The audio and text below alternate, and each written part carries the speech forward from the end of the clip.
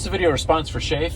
Shafe, the artist formerly known as Shafe Studios LLC, a limited liability artist corporation, home of track lighting and track photography, like dolly photography. Yeah. So I'm bad with tone sometimes with regards to language. I guess what else tone is there, right? But say I send a text message to my mother-in-law because they're going to visit, which mercifully they're not scheduled to visit. But if there was some sort of a detail in them visiting, I would just begin my text with, hey, da-da-da-da-da, on Saturday, let's blah, blah, blah, blah, blah, and then blah, blah, blah, blah, blah, and we're going to need some blah, blah, blah, blah, blah. And then she'll usually reply, sort of calling me to task on it with, well, good morning to you too. Like, just sort of catching me being ungentlemanly, if you will, which isn't how I want to be. You know, I want to be polite, but that made me think of that when you were saying all those people with the check this, check that, get a hold of Mr. So-and-so, I gotta close it. You get it closed for them, and no please and thank you.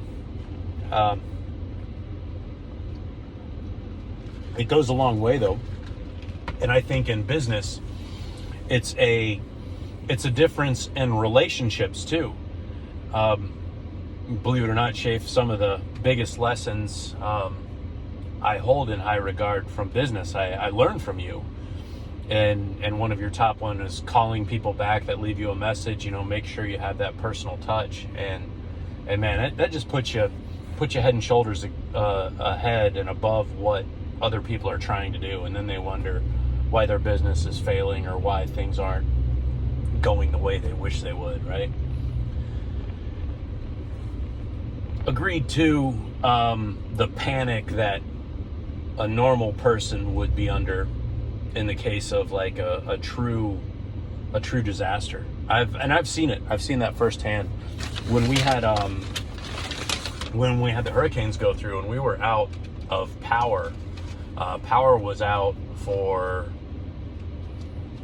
I think 2 weeks straight, 3 weeks in some other areas, and we were having fuel shortages because everybody was evacuating through from South Florida up through here. So no gas, no power. People were absolute lunatics after 2 weeks. The way it ran down was a lot of people evacuated from the area because there was an impending storm, which, obvious, tying back to something you talked about earlier, was your mom's fault because she prayed that the hurricane would hit us instead of her. Thanks a lot, Mom. But for like the hurricane hit, and for 3 days, everything was pretty cool. We all kind of worked together. We got trees out of the road. You know, it's International Bring Your Chainsaw to Work Day so that you can actually get to work.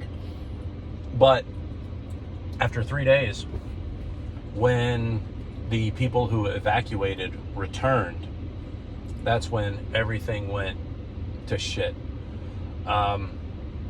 There's no ice, there's no power, all kinds of stuff's going on. And you would see people being absolutely insane.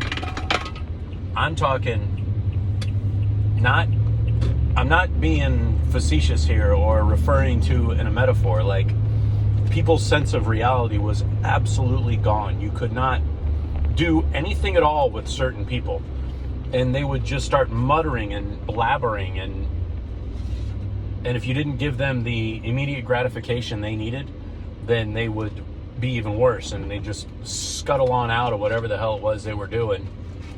It was wild, man. Wild. So I don't think life as we know it will exist past the loss of luxuries. And it's exactly evident in how can you not, say you're a mortgage officer or a banker or a realtor, you can barely do that job that literally has to roll down by the numbers. How are you going to handle anything else when it's variable? I get it, man. Damn. But case in point on my end, on the automotive side, we would have service writers. For those who may not know, that's the person you talk to when you bring your car into the dealership for work. And essentially, they're the customer advocate through the process of vehicle repair. Well, they're paid off of a monthly commission as well. So, just like your situation, Shape, the day they would actually have a sense of urgency in selling would be the last day of the month. Now, as a technician, my commission closed at the end of every week. And you could not get those people to move with a sense of urgency the way that you wanted a sense of urgency to get a task completed, or even daily. You know, we're trying to fit as much work into a day to get as much billable productivity completed in a day. And they're just like staring at the wall with their thumbs in their ass, you know? You learn a lot about economics and people's nature from working that way. I don't know what to tell you other than, by and large, we're spoiled and doomed as a society. And it's unfortunate when the results of that gratification fulfillment for your whole life up to that ends up hurting the innocent in those cases. You know, like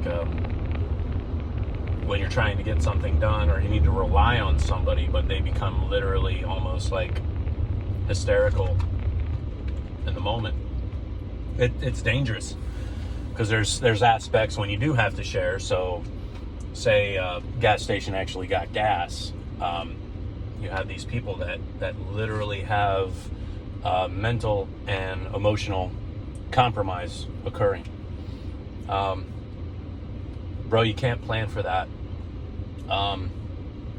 You can only have so much gas. I keep, I don't want to brag, but so initially in my preps, I figure on 30% of power generation. So I figure I'll run the generator for 30% on, 70% of the day off, just to keep refrigeration going, air conditioning going, not air conditioning, I'm sorry, small air conditioner going, but, and the freezer going. And then eventually, by the time fuel is out, if fuel didn't happen, then, you know, you start rotating out your food out of the freezer. Well, it ended up, I moved more people's food into my refrigeration and freezer, my parents' food and refrigeration in the freezer. My parents evacuated to our house, and I went to 100% power generation. So the 50 to 100 gallons of fuel that I keep, you know, I determined I was burning around 2 gallons per hour. So, I mean, you do the math, if that generator's running 24 hours a day, burning through more fuel than I could practically prepare for. You know, how much, if you could imagine what 50 gallons of fuel in storage looks like, I mean, you're already a lunatic. And it's nice that I can make ice, it's nice that I can pump water, but the 90% of the people around me losing their absolute shit as a wild card, just a nightmare, man. I think